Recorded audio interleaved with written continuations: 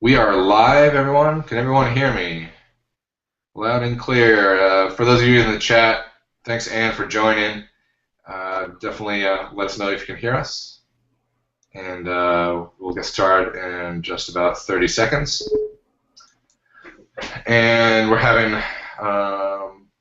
have a great discussion today about content writing best practices. A couple weeks ago, we talked about content marketing. And of course, part of content marketing is content writing. So we brought Jennifer along today. And so we'll get started in about 15, 20 seconds. All right. From South Jersey, a writer and a teacher. Awesome. No problem, man. Glad you're here.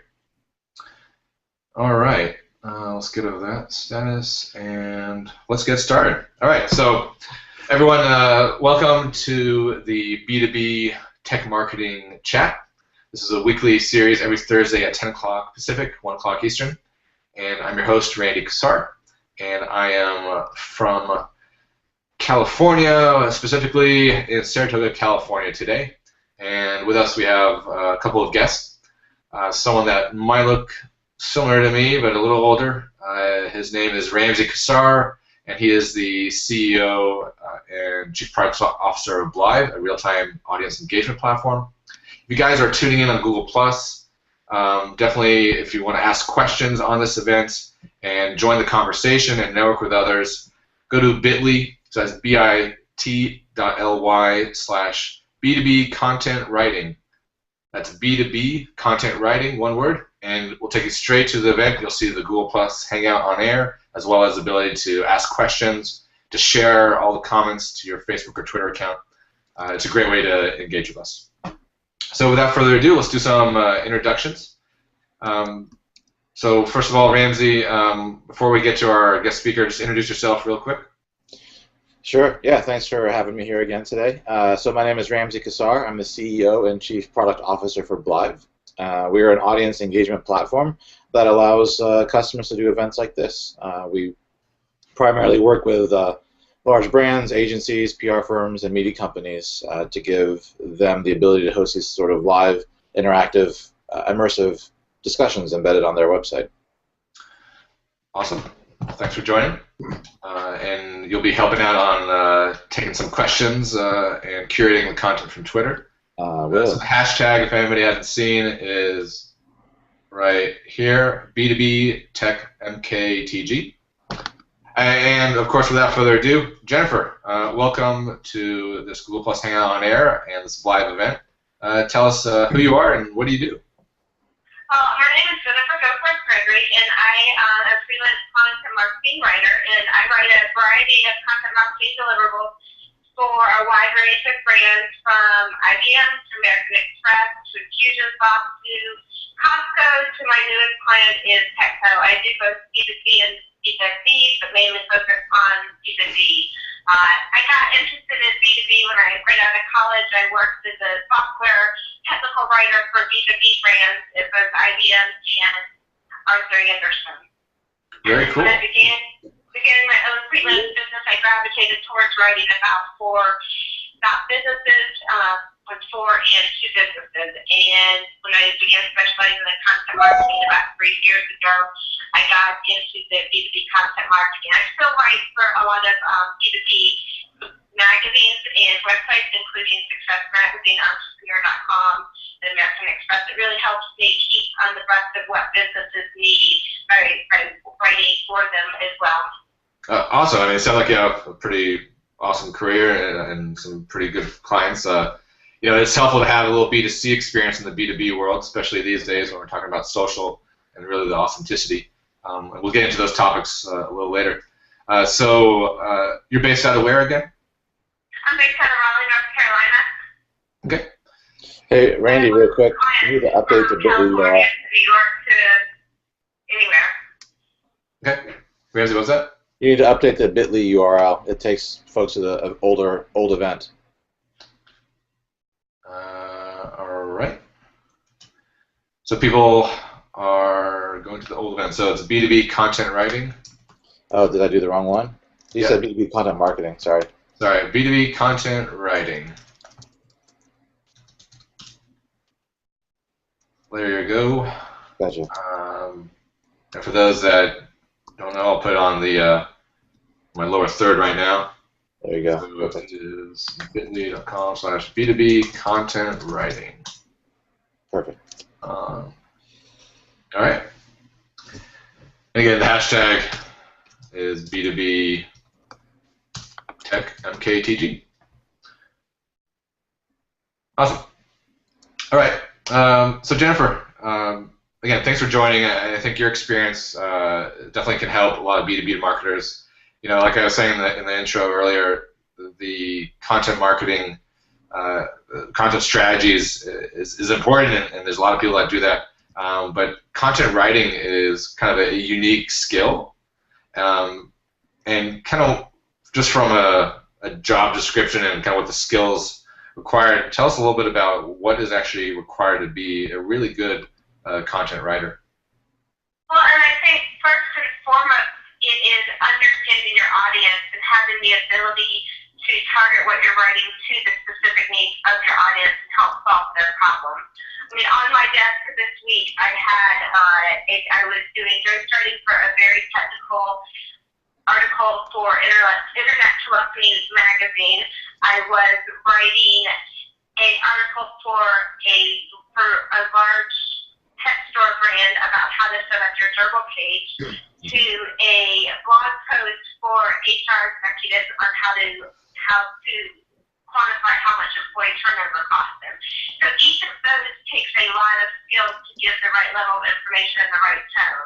Obviously, if I wrote the same to the Petco people, to the Internet Telephony people, it wouldn't be good. Yeah. So that's really the foremost skill, is understanding your audience and having experience in the brand and the industry you're writing about, because it does take knowledge of what you're writing about.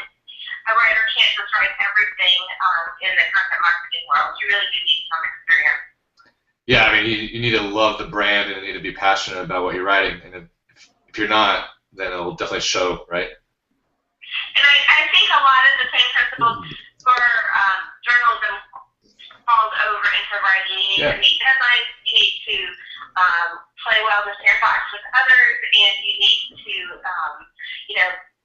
not write junk. So there's a lot of the same, it's just kind of switching on the same practices that writers have been using for years. Yeah. So let's say I'm brand Builders Inc. from Peoria, Illinois, and I need to understand my audience before I start writing. What are the steps that a brand needs to take to understand their audience, to research them, and really to segment them? To understand your audience, the best way is talking to them, getting to know them, and also engaging with them through social media. Brands have an opportunity now that they've never had to really put a face to their customers and see what they like and don't like instantly. It's more of a two-way conversation than ever. But a lot of times you can talk to one of your target customers and find out what they read, what their problems are, what Twitter they follow, and get a feel for them. Yeah. And as far as segmenting your audience, I mean, that really is the key, because the whole goal is providing what a person needs, and if you're not writing to a specific person, you're going to miss it for everybody. You're either going to be too broad, and no one's going to find it helpful, or it's going to be too detailed and alienate half of your audience. So segmenting is really important. Yeah. Do you find with your clients that there is just one audience, or there's multiple different segments that you have to write to? It really just depends. That's very brand specific. It depends. Yeah. It's all so unique. Yeah, I was attending a startup. I was presenting to a startup yesterday in the Silicon Valley to these Polish entrepreneurs about using TechCrunch and AngelList. And one of the questions that they asked is about audience segmentation. And one of the feedback that I gave them, and that I've been hearing from a lot of VCs these days, is stick to one audience and then graduate after that. I think it's different for bigger brands, of course, because you have a budget, you can the sales process is more defined if that's what your goal is. But for startups, I think it's a little different as well. So. Great. It's very different. And one of the things that I've been reading about audience segmentation is if you do have multiple, it allows for self-selection, where they can decide which content they want to see. HP does a really good job of that on their website. Yeah. When you go, it says for home, for work, and then when you go under for work, it lists a lot of different industries, and each of the industries has specialized content for health, for energy, for government, and it's very informational, webinars and case studies, and it's not salesy. They do a very good job of that.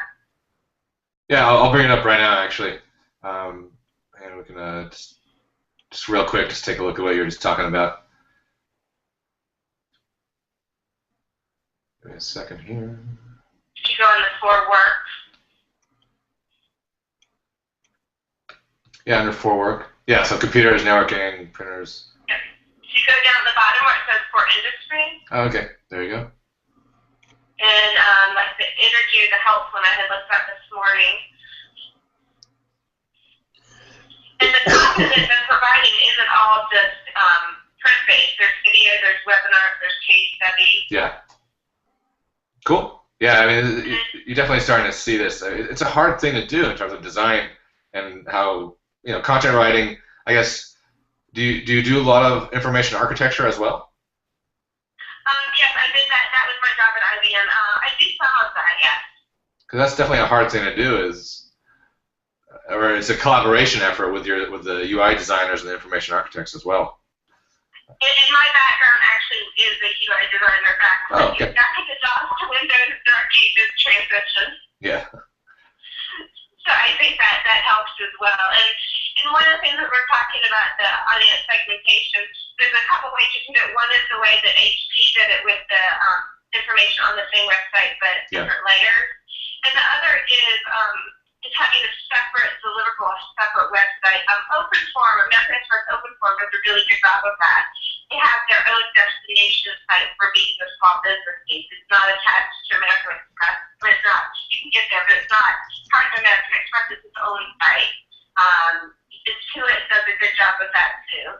So that's another way. It's something separate, but you really have to market that as a destination if you're going to do that. And put a lot of effort into it. It can't just be hey, let's stick up a website, tell people come. Yeah, totally.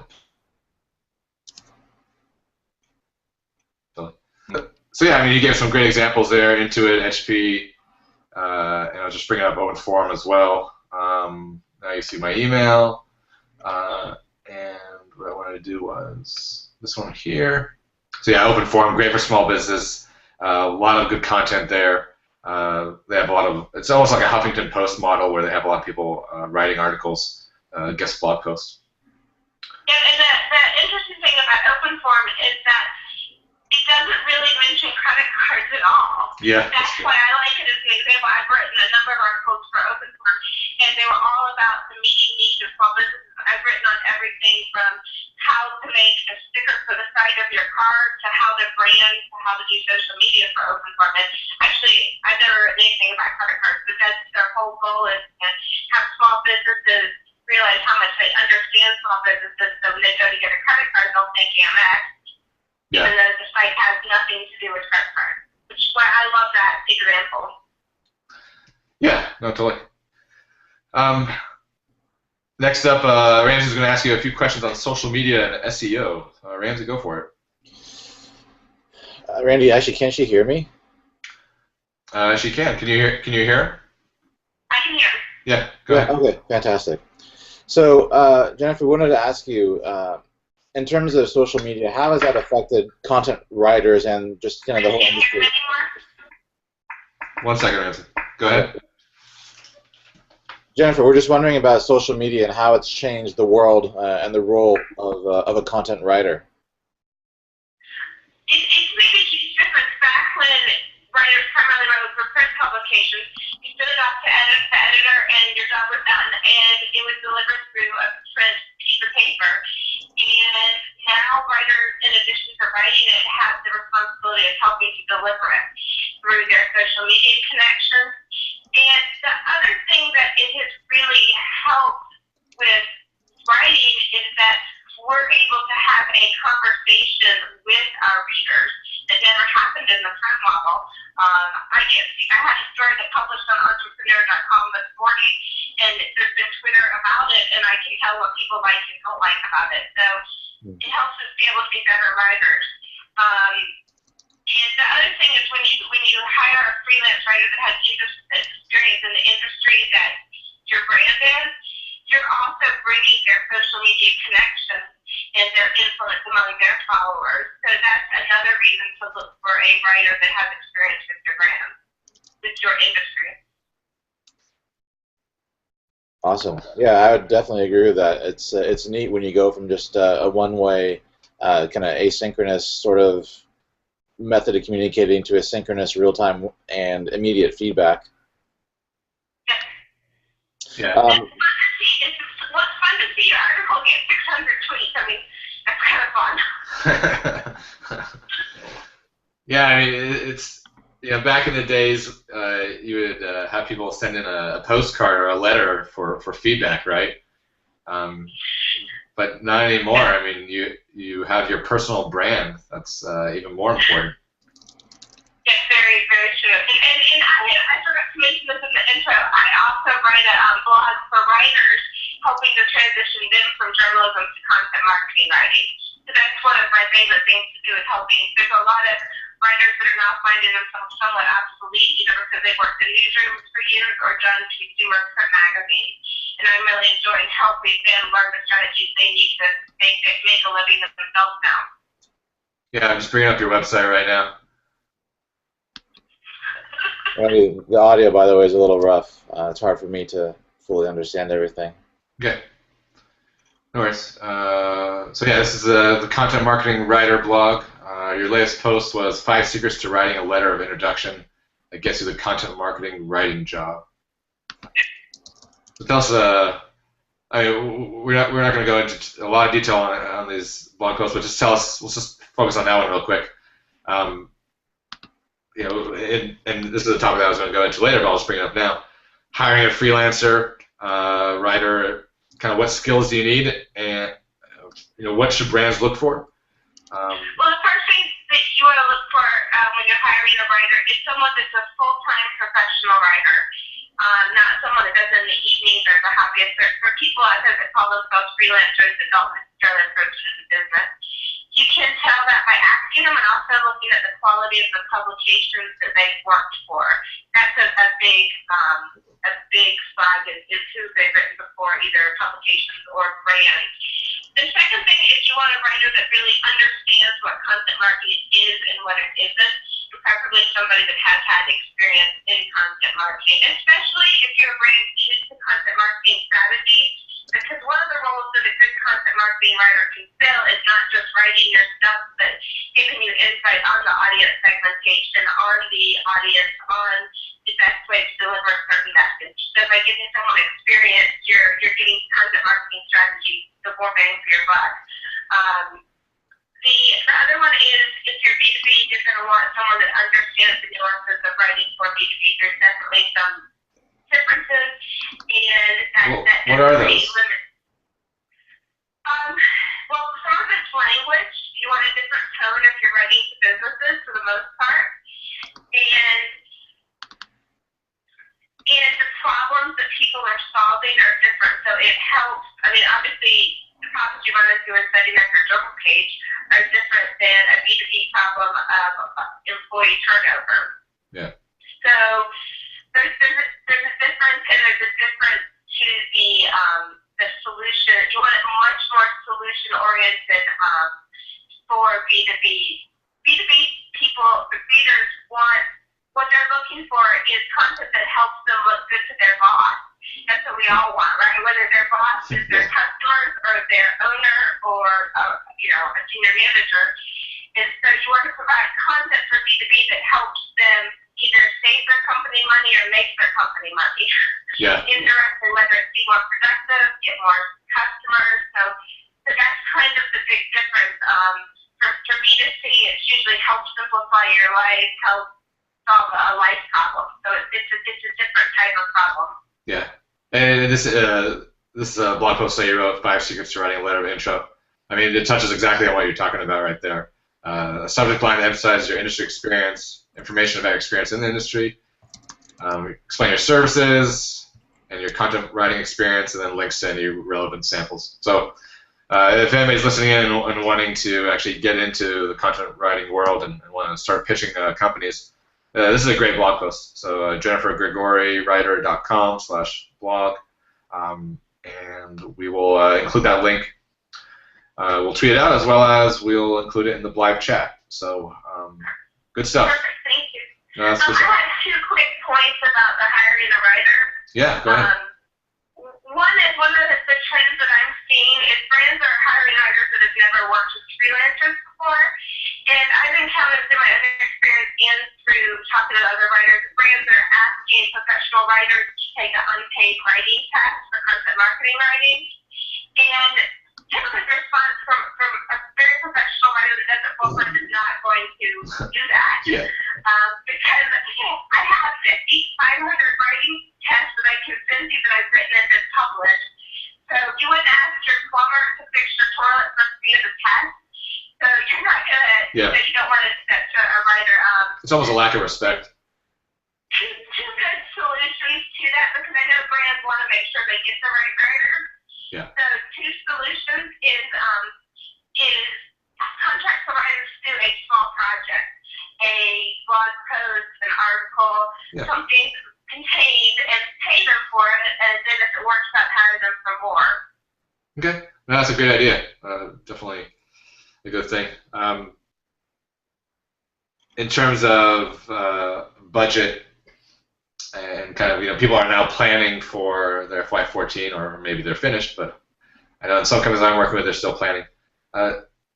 What is kind of the going rate? What should companies expect? Is it per project, per article, or is it more on a retainer? Tell us a little bit about that. It depends. Different agencies, different brands structure it differently. And I know as a writer, I'm flexible as far as the structure of the payment. I personally prefer per project, because I think it helps brands, because they know what to expect and what to budget for. And then I, as a writer, am able to focus on providing you amazing content, not tracking all of my hours. And you're not penalized if I find a certain project harder than others. It just works out better. As far as the going rate, it kind of depends on the deliverable. Yeah. I typically earn about $1 a word for the highly technical articles, such as highly technical articles or highly technical blog posts and case studies. Blog posts end up being more about 50 cents a word. So 50 cents a word on the blog post, and $1 on other things? Yeah, and it depends. I'll take lower. I definitely take lower than that if it's ongoing work. Yeah. So I think most writers are open to negotiations. Sure. Of course. Yeah. All right. Well, I mean, that's a good info. I mean, a lot of people just don't know, and so that's good to kind of hear that. The blog post is a good pay for a blog post is about 200. Okay. So, kind of back to strategy and how companies should go about it. But first of all, from a B2B perspective, what content, from your experience, has resonated more? So, more content type. Is it a blog post, maybe a video, a ebook? What do you think works better in the B2B world? I think it really depends on what you're trying to accomplish. Actually, Content Marketing Institute just published a great guide this morning.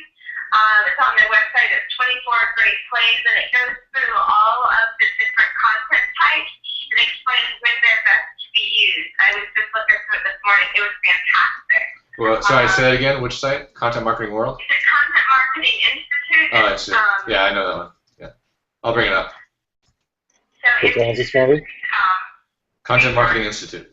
Got it. Yep, absolutely. Joe Paluzzi, he's a good guy. I actually interviewed Joe for an article I wrote for magazine on content marketing. And one of the things he said is that not to focus on the channel, but on the message. And the worst reason to create a content is because you want to make an ebook or you want to do a white paper. Yeah. You need to know beforehand. I've actually had clients hand me a list. I want a white paper, a case studies, ebook, and I'm like, well, what are you trying to do? So it just depends. The blog posts are better for shorter, more contained topics that stand alone, and they're very good for SEO and driving traffic to your website. Ebooks are good for a much more complex strategy. Like I put on a quote this morning that in that guide that Content Marketing Institute published this morning, it says that they tell a more contextually relevant story and give you the opportunity more for visual design, and I totally agree with that. But in order for someone to take the effort to put in their email and download an ebook, it has to be something they really want. It doesn't have to make them money or save them money. So I don't do that lightly because then I get more junk mail. So it is something good. It's a good way to collect email addresses if you can provide valuable content that will make someone do it.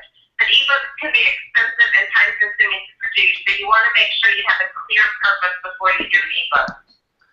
Yeah, clear purpose, goals. I think earlier in the discussion we talked about audience. Defining your audience is key to any content strategy before you even begin, or else you won't know who to write to and how to write it, what the tone should be. And you want to know what problem you're going to help them solve with an ebook. So it needs to have value, and the whole goal is writing content that helps people solve their problems. Yeah. Hey Randy, there's a question from the event. Let me pass it along. Okay. Jennifer, there's a question that says, do most mid to large size companies know what content marketing is? How much explaining do you have to do? This guy, AJ, says, I find myself explaining what it is most of the time. Yes, and I kind of view part of our roles as a educator too, as far as what it is and what it isn't.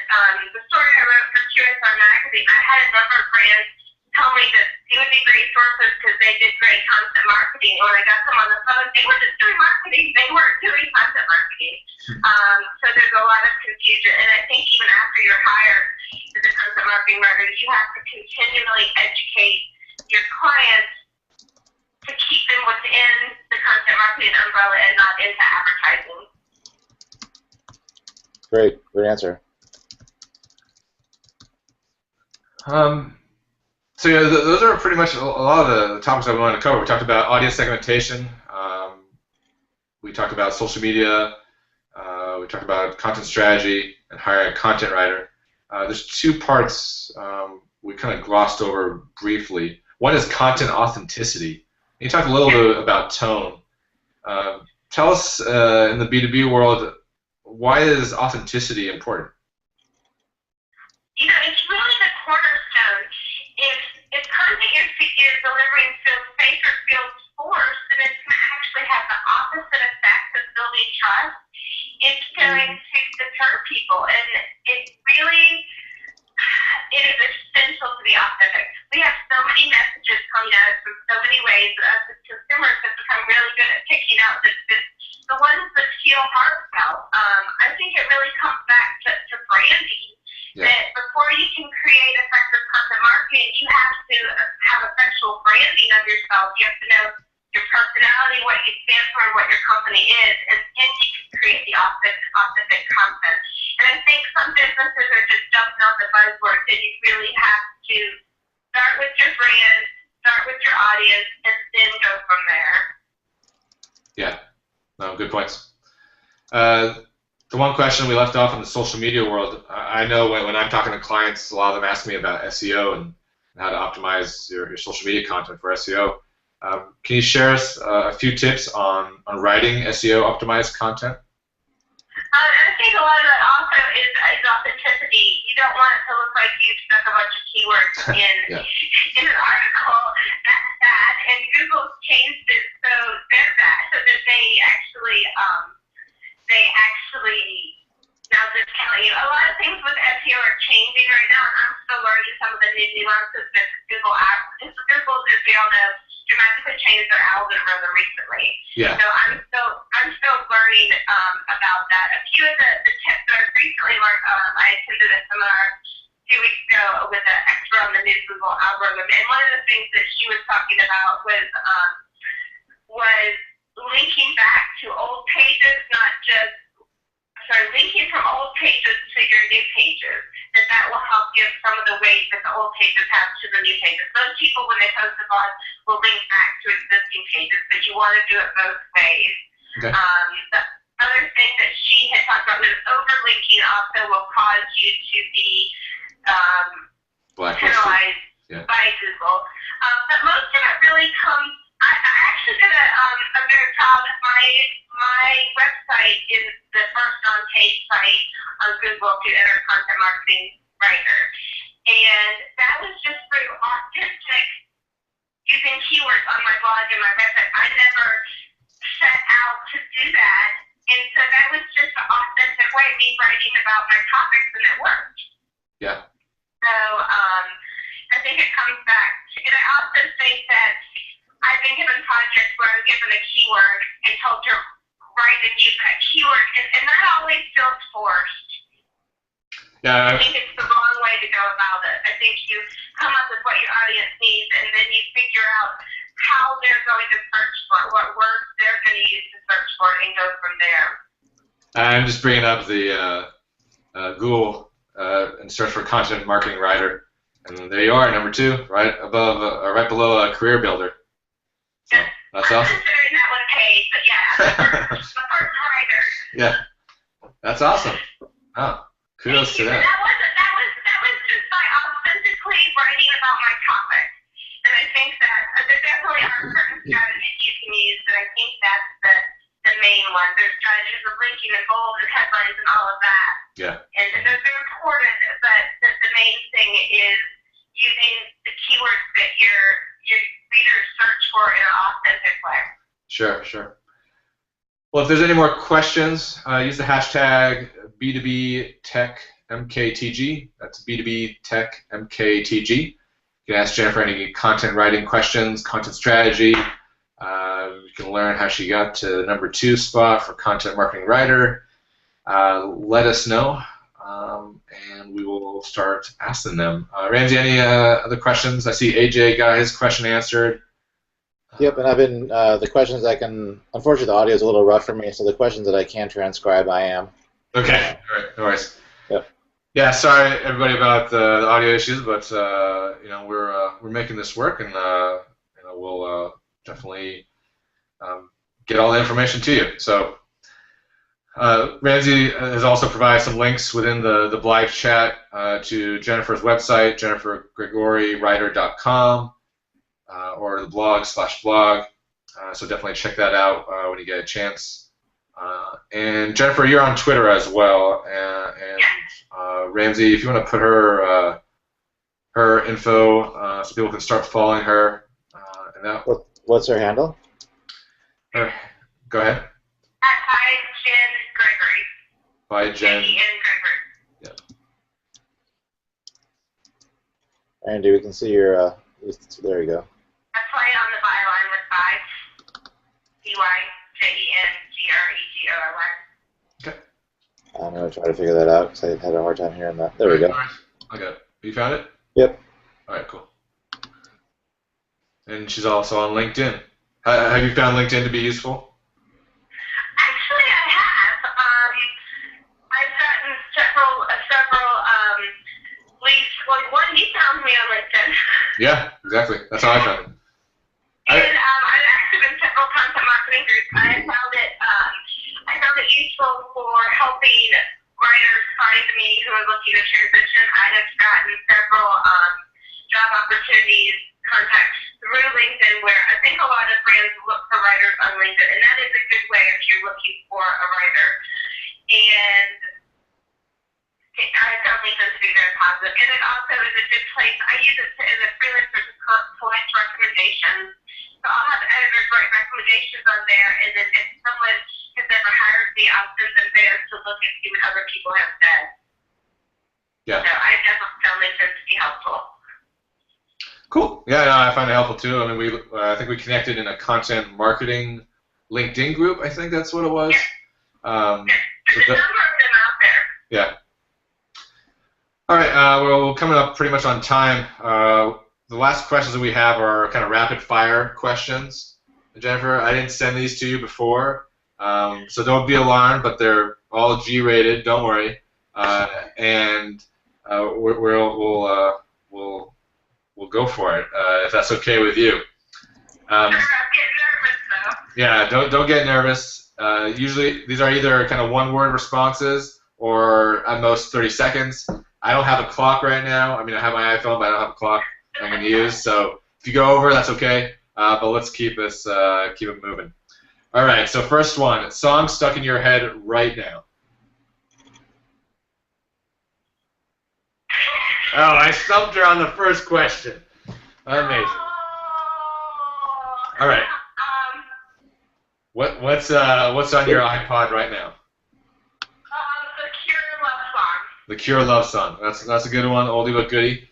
I just got Sirius in my new car, so I have the 80s on. I forgot what channel that is, but there's an 80s channel. That's a good one. All right, mac and cheese or pizza? Pizza. All right. Website as one word or website as two words? Website as one word. Okay. Ooh, controversial. That's very controversial. You know what? Actually, I go back to whatever my client wants. Okay. Clients want it one way and some want it the other, so I'll do whatever the client wants. Gotcha. All right. You just gotta standardize on the website and make sure it's all over the website. Gotcha. Next question: Twitter or Pinterest? Twitter. And the last one: favorite dish at Thanksgiving? Oh, green bean casserole. Green bean casserole. Nice. Yeah. And then the salad, the one you gotta have the deep fried onions on the top. Oh, isn't that on the back of the green beans Campbell can, right? Yes, and I'll confess that I always buy 2 cans of the onions, one to eat while I'm cooking, and then one to put on the green bean casserole. Nice. Busted on the live interwebs. Busted. All right. Well, that's the last questions that we have for you on rapid fire. So great job on doing that. Yep. Awesome Very nice. job. So if there's any other questions out there, definitely pound B2B Tech MKTG. We'll curate that onto the Blythe event, post the questions on the Blythe event. This is going to be recorded if you didn't know, so that video will also be there. Jennifer, thanks for your time. It's been awesome. Really valuable content writing insights. And, for final words, since we're on the phone here, I'll just give people your contact information. Ramsey just posted the Twitter ID, so by Jen Gregory, and JenniferGregoryWriter.com.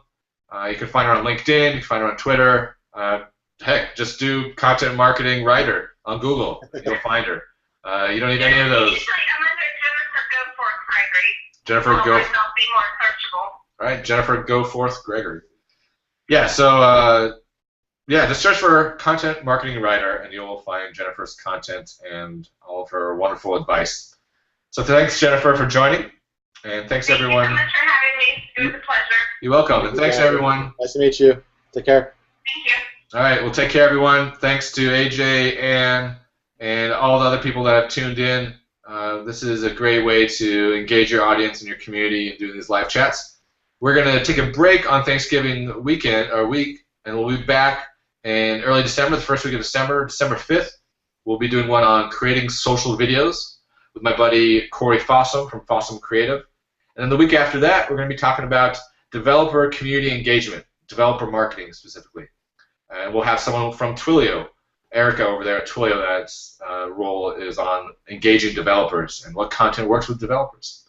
So thanks again, and everyone, have a great day, and if we don't see you, have a wonderful Thanksgiving week. Take care. See you. Thank you. See you. Bye.